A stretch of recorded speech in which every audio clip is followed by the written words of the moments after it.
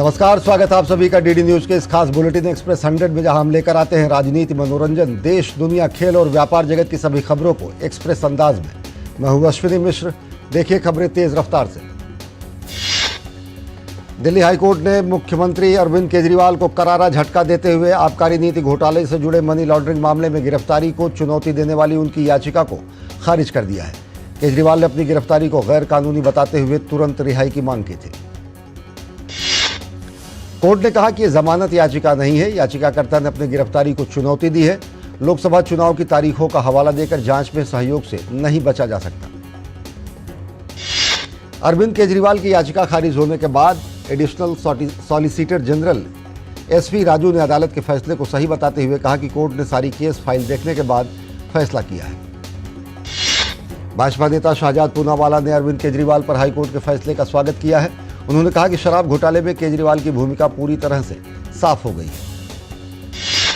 दिल्ली उच्च न्यायालय ने अरविंद केजरीवाल की गिरफ्तारी को चुनौती देने वाली याचिका को खारिज होने के बाद भाजपा के प्रवक्ता सुधांशु त्रिवेदी ने कहा कि आम आदमी पार्टी का अहंकार चकनाचूर हो गया है। तथ्यों और सबूतों के आधार पर आम आदमी पार्टी का सच सामने आ चुका है। आम आदमी पार्टी के नेता और दिल्ली सरकार में मंत्री सौरभ भारद्वाज ने कहा कि तथाकथित आबकारी नीति मामले में अब तक जो कुछ भी हुआ है वो वास्तव में मनी लॉन्ड्रिंग से जुड़ा मामला नहीं, बल्कि देश का सबसे बड़ा राजनीतिक षड्यंत्र है। दिल्ली भाजपा के अध्यक्ष वीरेंद्र सचदेवा ने अरविंद केजरीवाल से दिल्ली की जनता से माफी मांगने की बात कही है। उनका कहना है कि शराब घोटाले में चोरी के लिए वो प्रायश्चित करें। दिल्ली वक्फ बोर्ड में भर्ती से जुड़े मनी लॉन्ड्रिंग मामले में राउज एवेन्यू कोर्ट ने आम आदमी पार्टी विधायक अमानतुल्लाह खां को समन जारी कर 20 अप्रैल को पेश होने को कहा है। अमानतुल्लाह खान के खिलाफ ईडी ने शिकायत दर्ज कराई है। आम आदमी पार्टी के नेता अमानतुल्लाह खान के खिलाफ ईडी ने शिकायत दर्ज कराई है। ईडी का कहना है कि अमानतुल्लाह खान समन की अवहेलना कर रहे हैं, पूछताछ में शामिल नहीं हो रहे हैं। प्रधानमंत्री नरेंद्र मोदी ने उत्तर प्रदेश के पीलीभीत में चुनावी रैली को संबोधित किया। इस मौके पर प्रधानमंत्री ने कांग्रेस सपा पर तुष्टीकरण की राजनीति का आरोप लगाया। प्रधानमंत्री ने कहा कि जब नीयत सही होती है तो हौसले बुलंद होते हैं, जब नतीजे भी सही मिलते हैं। उन्होंने कहा कि कहीं 4, 6 और 8 लेन के हाईवे बन रहे हैं, कहीं वंदे भारत और अमृत भारत जैसी आधुनिक ट्रेनें चल रही हैं। प्रधानमंत्री ने रैली को संबोधित करते हुए कहा कि सपा, बसपा और कांग्रेस के समय 14 साल में जितने पैसे गन्ना किसानों को मिले थे, उससे ज्यादा पैसे योगी सरकार ने 7 साल में गन्ना किसानों को दे दिए हैं। प्रधानमंत्री नरेंद्र मोदी ने कहा कि इंडी गठबंधन वालों को भारतीय संस्कृति, परंपरा और महापुरुषों को लेकर कोई सरोकार नहीं है। ये कांग्रेस और इंडी वाले ही हैं जो हिंदू धर्म की शक्ति को खत्म करने की कस्में खाते हैं। प्रधानमंत्री ने मध्य प्रदेश के बालाघाट में चुनावी रैली को संबोधित करते हुए कहा कि लोकसभा चुनाव विकसित भारत के संकल्प को पूरा करने का है। उन्होंने कहा कि भ्रष्टाचारियों की तिजोरी से लूटा हुआ पैसा जनता को लौटाना होगा। प्रधानमंत्री नरेंद्र मोदी ने बालाघाट में रैली को संबोधित करते हुए कांग्रेस पर देश का समुचित विकास न करने का आरोप लगाया। प्रधानमंत्री ने कहा कि स्वतंत्रता के बाद कांग्रेस अहंकार में डूबी थी, कुछ चंद लोगों के गिरफ्त में कैद हो गई थी। प्रधानमंत्री नरेंद्र मोदी ने बालाघाट में कहा कि कांग्रेस ने हमारे आदिवासी भाई बहनों को जल, जंगल, जमीन से और इनके अधिकारों से वंचित रखा। आज 1 करोड़ से ज्यादा जनजातीय समाज के लोग पेशा कानून का लाभ ले रहे हैं। केंद्रीय गृह मंत्री अमित शाह ने असम में जनसभा को संबोधित किया। अमित शाह ने कांग्रेस की नीतियों पर सवाल उठाए। उन्होंने कहा कि असम को सुरक्षित बनाने के लिए कांग्रेस ने कोई कदम नहीं उठाया। गृह मंत्री अमित शाह ने कांग्रेस के घोषणा पत्र की निंदा करते हुए कहा कि कांग्रेस धर्म के आधार पर अधिकार की बात करती है, जबकि भाजपा ने उत्तराखंड में यूसीसी लागू कर समानता का संदेश दिया है।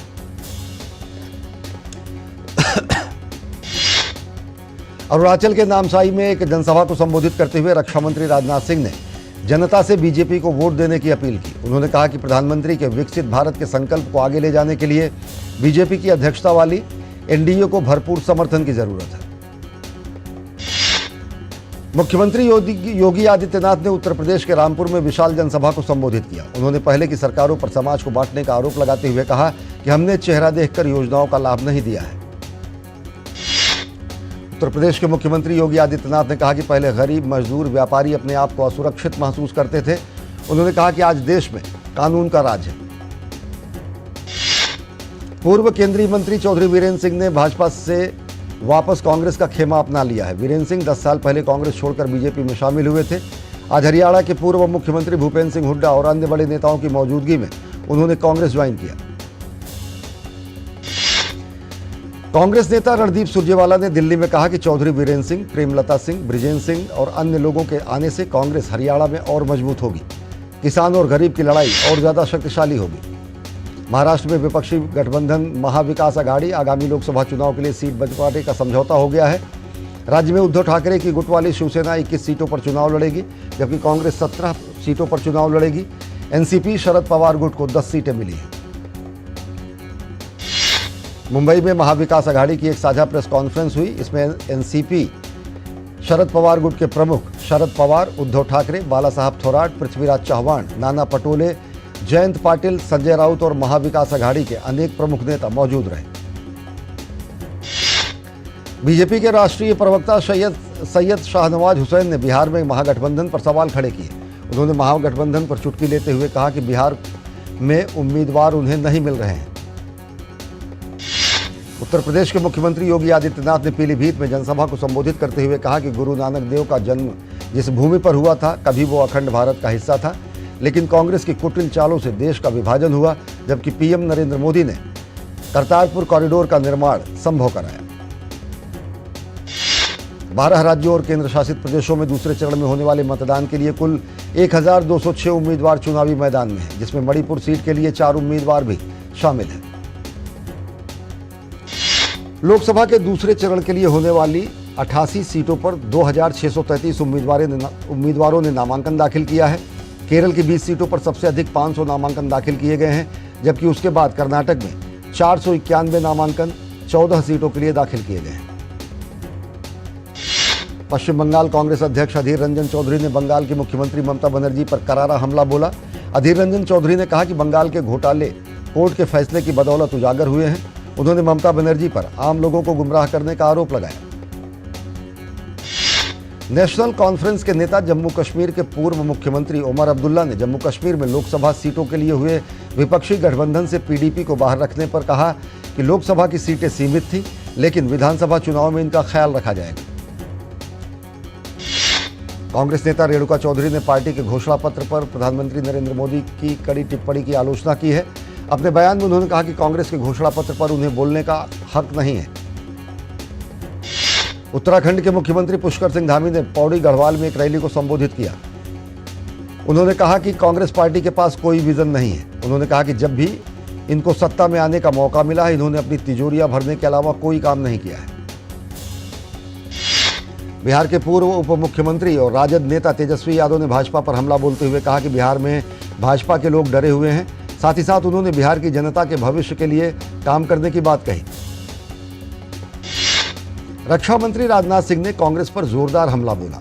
उन्होंने कहा कि कांग्रेस के घोषणा पत्र से देश काफी पीछे चला जाएगा और कांग्रेस का घोषणा पत्र एक दिवालिया बैंक के चेक की तरह है। आम आदमी पार्टी दिल्ली में डोर टू डोर कैंपेन की शुरुआत कर रही है। दिल्ली सरकार में मंत्री और आम आदमी पार्टी नेता गोपाल राय ने कहा कि जनता जेल का जवाब वोट से देगी। अरविंद केजरीवाल जेल से बाहर आएंगे। कांग्रेस नेता सचिन पायलट ने राजस्थान में कहा कि जनता पिछले 10 साल के कार्यकाल के रिपोर्ट कार्ड के आधार पर मतदान करे। उन्होंने कहा कि हम विकास प्रगति की बात करते हैं और कार्यों के आधार पर मतदान होना चाहिए। भाजपा नेता रविशंकर प्रसाद ने पटना में भाजपा कार्यालय से अपने पटना साहिब लोकसभा क्षेत्र के लिए शक्ति संपर्क यात्रा को हरी झंडी दिखाकर रवाना किया। चुनाव आयोग ने कांग्रेस नेता रणदीप सिंह सुरजेवाला को आचार संहिता के उल्लंघन में नोटिस जारी किया है। आयोग ने कांग्रेस नेता को 12 अप्रैल के अंत तक अपना जवाब दाखिल करने को कहा है। चुनाव आयोग की तरफ से कांग्रेस अध्यक्ष मल्लिकार्जुन खड़गे को पत्र लिखा गया है। उन्होंने बताया कि चुनाव आचार संहिता के लिए चुनाव आयोग ने जो गाइडलाइन जारी की है, उनकी पार्टी की तरफ से कड़ाई का पालन करना सुनिश्चित किया जाए। और बुलेटिन में वक्त हो चला एक छोटे से ब्रेक का। देखते रहिए डीडी न्यूज।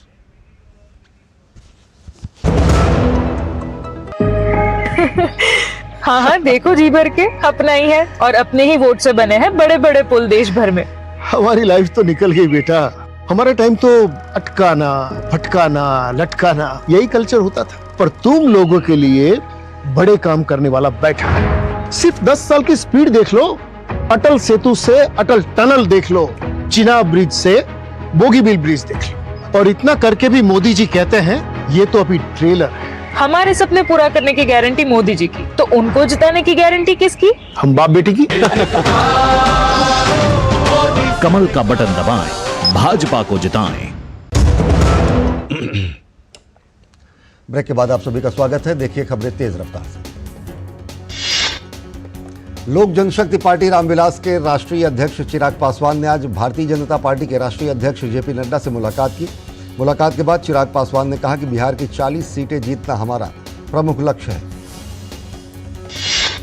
टीएमसी ने केंद्र सरकार पर केंद्रीय एजेंसियों के दुरुपयोग का आरोप लगाया है। टीएमसी सांसद ने कहा कि केंद्र सरकार नहीं चाहती कि विपक्षी दल शांतिपूर्ण तरीके से चुनाव लड़ सके।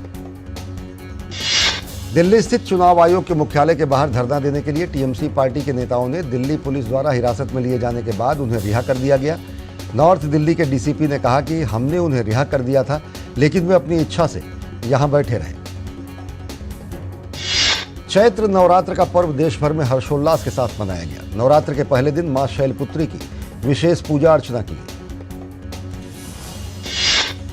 चैत्र नवरात्र के पहले दिन के मौके पर दंतेवाड़ा स्थित बस्तर के आराध्य देवी मंदिर में मां दंतेश्वरी के मंदिर में भारी संख्या में श्रद्धालु पहुंचे। मंदिर के पुजारी के अनुसार माई दंतेश्वरी के दरबार में लगभग 600 से 800 वर्ष पहले से चैत्र नवरात्र मनाया जा रहा है। नवरात्रि के पहले दिन कटरा स्थित प्रसिद्ध माता वैष्णो देवी मंदिर को आयात किए गए फूलों से सजाया गया। ग्लेडियोलस, कार्नेशंस, लिलियम, एंथ्यूरियम, ऑर्किड जैसे फूलों की सुंदरता से मंदिर की छटा देखते बनी। काशी एक धार्मिक सांस्कृतिक नगरी है जहां नवरात्रि का विशेष महत्व है। चैत्र नवरात्र के पहले दिन काशी के दुर्गा मंदिर में सुबह से ही भक्तों की भीड़ देखी गई।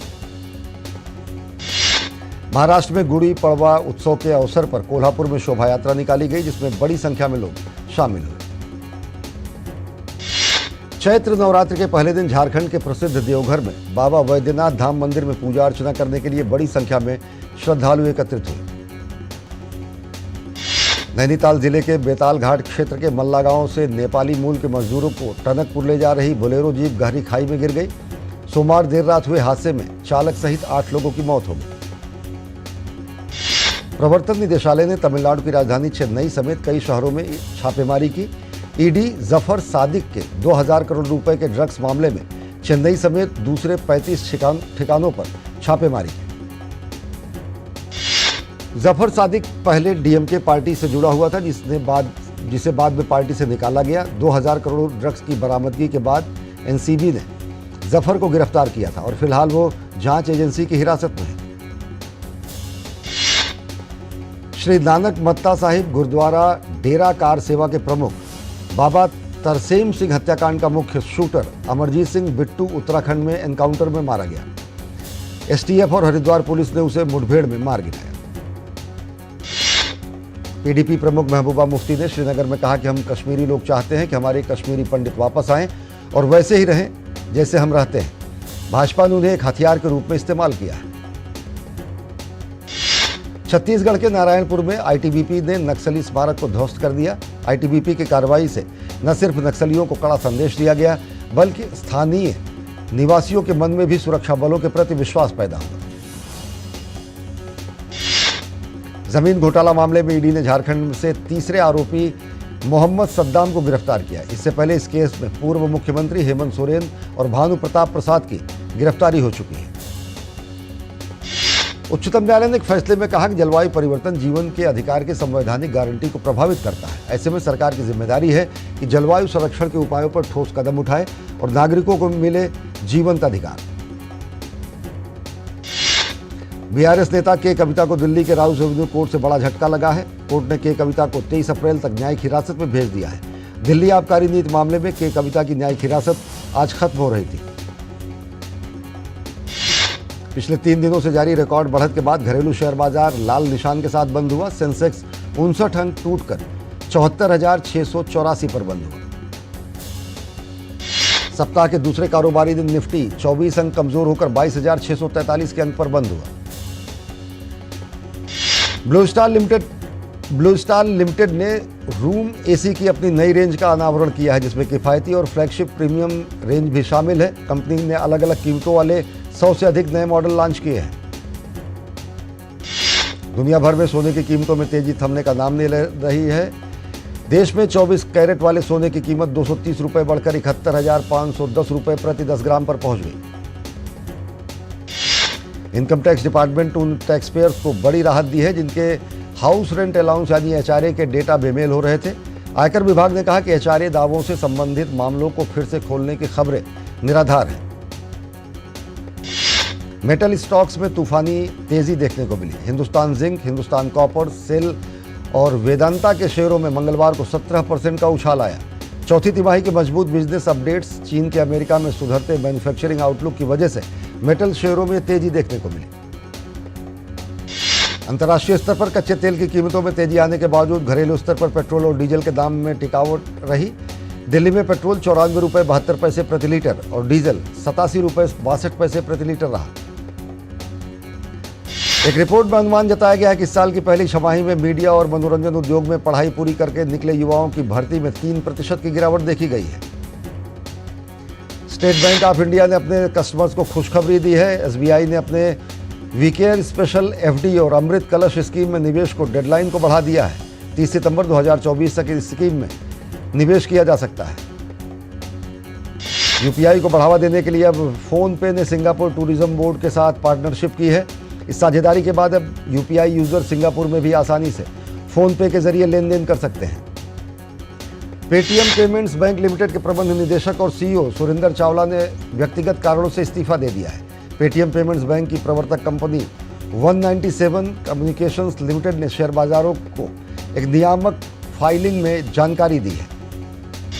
राष्ट्रीय परीक्षा एजेंसी यानी एनटीए ने सोशल मीडिया पर चल रहे उन खबरों का खंडन किया है जिनमें कहा जा रहा है कि आम चुनाव में मतदान करने वाले मतदाताओं की उंगली पर लगाए गए स्याही के कारण विभिन्न प्रतियोगी परीक्षाओं से वंचित होना पड़ेगा। एनटीए ने इन खबरों को बेबुनियाद बताया है। एनटीए का कहना है कि आम चुनाव में मतदाताओं की उंगली में लगाए गए स्याही से परीक्षा पर कोई प्रभाव नहीं पड़ेगा। एनटीए ने पत्र को सोशल मीडिया मंच एक्स पर लॉन्च किया है। इजराइल हमास संघर्ष रोकने के लिए मिस्र में संघर्ष विराम को लेकर मंथन जारी है। नए प्रस्ताव में 6 सप्ताह के संघर्ष विराम की बात कही गई है। इस दौरान हमास 40 बंधकों को रिहा करेगा। बदले में इजराइल को 700 फलस्तीनी नागरिकों को रिहा करना होगा। गजा की मिस्र से सटी रफाह क्रॉसिंग संघर्ष प्रभावित क्षेत्र में मानवीय सहायता आपूर्ति का इकलौता प्रमुख मार्ग है। मानवीय सहायता से भरे ट्रक इसी क्रॉसिंग से गुजरकर गाजा पहुंचते हैं। गाजा की जरूरत की तुलना में ये सहायता आपूर्ति काफी नहीं है, फिर भी इससे बड़ी मदद मिल रही है। यूक्रेन ने रूस के हवाई उपकरण बनाने वाले एक कारखाने को निशाना बनाया। वोरोनेज क्षेत्र में स्थित इस फैक्ट्री को यूक्रेनी सैन्य जासूसी एजेंसी ने हमले में अब निशाना बनाया। हमले की खबर रूस द्वारा यूक्रेनी ड्रोन मार गिराने के दावे के बाद आई है। दक्षिण अमेरिका के देश कोलंबिया की राजधानी बोगोटा में पानी का बड़ा संकट पैदा हो गया है। बोगोटा को जलापूर्ति करने वाली 3 झीलें तेजी से सूख रही हैं। राजधानी की पानी की जरूरत का 70% हिस्सा पूरा करने वाली झीलों में अब 17% पानी है।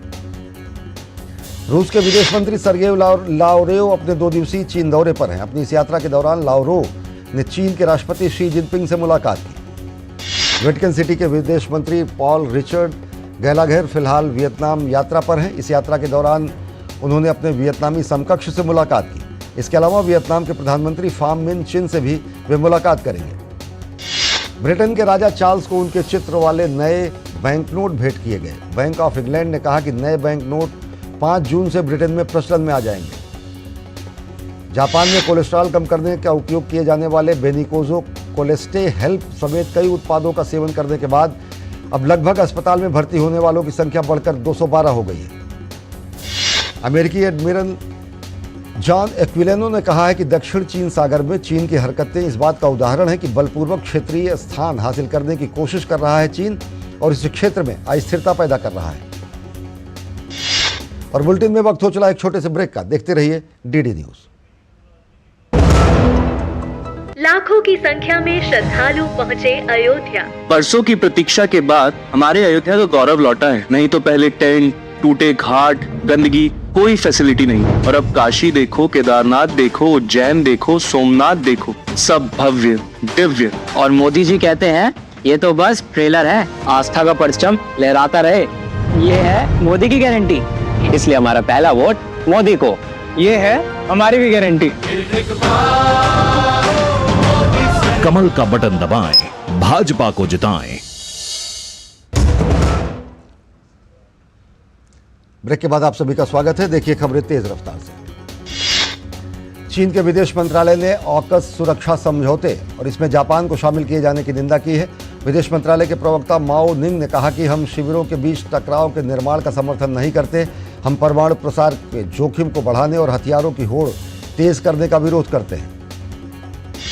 नियाग्रा जलप्रपात ने अनूठा कीर्तिमान स्थापित किया है। हाल ही में नियाग्रा जलप्रपात के पास सैकड़ों लोग लाल रेनकोट और सूरज का मुखौटा पहनकर एकत्रित हुए। लोगों ने खुद को सूरज के हुलिये में ढालकर पहले के विश्व रिकॉर्ड को तोड़ दिया। इस बार का मार्च दुनिया में सबसे गर्म मार्च रहा। यूरोपीय संघ की कोपरनिकस क्लाइमेट चेंज सर्विस की ओर से जारी आंकड़ों के आधार पर कहा गया है कि दुनिया के सबसे गर्म महीनों में यह शुमार माना जाएगा। दिल्ली कैपिटल्स ने दिल्ली अफ्रीका के लिजार्ड विलियम्स को अपनी टीम में शामिल किया है। विलियम्स इंग्लैंड के हैरी ब्रुक की जगह शामिल होंगे। सभी तरह के फॉर्मेट में शानदार वापसी के बाद ऑस्ट्रेलियाई महिला क्रिकेटर सोफी मॉलिन्यूक्स की क्रिकेट ऑस्ट्रेलिया के केंद्रीय अनुबंध सूची से वापसी हो गई। सुमित नाग्याल ने मोंटे कार्लो मास्टर्स में पहली जीत दर्ज की है। पहले दौर का मुकाबला उन्होंने जीता है। इटली के मैटियो अर्नाल्डो को 5-7, 6-2, 6-4 से उन्होंने शिकस्त दी है। कैरन खेचानो ने मोंटे कार्लो मास्टर्स के पहले दौर में ब्रिटेन के कैमरन नॉरी को मात दी। खेचानो ने नॉरी को सीधे सेटों में हराया। मोंटे कार्लो मास्टर्स के दूसरे दौर में खेचानो का सामना अर्जेंटीना के फ्रांसिस्को रेसुंडोलो से होगा। फ्रांसिस्को ने जर्मनी के डेनियल को हराया है। विश्व नंबर 1 टेनिस खिलाड़ी नोवाक जोकोविच ने कोच गोरान इवानसेविच से अलग होने का फैसला किया है। उन्होंने कहा कि अलग होने के लिए यही सही समय था। UEFA champions league quarter final के पहले लेग में बायर्न म्यूनिख और आर्सेनल आमने सामने होंगे। ये मैच घरेलू मैदान पर खेला जाएगा। अभिषेक नामा के निर्देशन में बनने जा रही फिल्म नागबंधम की घोषणा की गई है। नागबंधम एक पैन इंडिया फिल्म है जो 2025 में तेलुगु, हिंदी, तमिल, कन्नड़ और मलयालम भाषाओं में एक साथ रिलीज होगी। संदीप सिंह की वेब सीरीज आम्रपाली में नजर अंकिता लोखंडे आएंगी। इस डेब्यू वेब सीरीज में अंकिता लोखंडे का फर्स्ट लुक भी जारी किया गया है। राजपाल यादव की फिल्म काम चालू है का ट्रेलर जारी किया गया है। फिल्म में जिया मानिक राजपाल यादव की पत्नी के रोल में फिल्म में रहेंगी। श्रेयस तलपड़े के लव यू शंकर का ट्रेलर जारी हुआ है। इस फिल्म में अभिनेत्री तनिषा मुखर्जी भी मुख्य भूमिका में होंगी। 19 अप्रैल को फिल्म रिलीज होगी। अक्षय कुमार और टाइगर श्रॉफ की अपनी अपकमिंग फिल्म बड़े मियां छोटे मियां की घोषणा हुई है। एक्ट्रेस जया बच्चन आज अपना 76वां जन्मदिन मना रही है। इस मौके पर मेगा स्टार अमिताभ बच्चन ने अपने बेटर हाफ को खास नोट लिखकर विश किया है। Actor film maker Prithviraj Sukumaran ने द गोट लाइव में अपने शारीरिक परिवर्तन के बारे में खुलकर बात कही है। फिल्म को लेकर पृथ्वीराज ने बताया कि उन्होंने 31 किलो वजन घटाया है। Film Heera Mandi the diamond Bazaar series का ट्रेलर रिलीज हो गया है। लीला भंसाली हीरा मंडी से ओटीटी की दुनिया में कदम रखने जा रहे हैं। अभिनेता अजय देवगन की फिल्म मैदान 10 अप्रैल को रिलीज हो रही है। फिल्म का फैंस को बेसब्री से इंतजार है। अमर सिंह चमकीला में दिलजीत दोसांझ और परिणीत चोपड़ा मुख्य भूमिका में है। यह फिल्म 12 अप्रैल को नेटफ्लिक्स पर रिलीज होगी। तो एक्सप्रेस न्यूज में फिलहाल इतना ही। देश और दुनिया की ताजा तरीन खबरों के लिए देखते रहिए डीडी न्यूज। नमस्कार।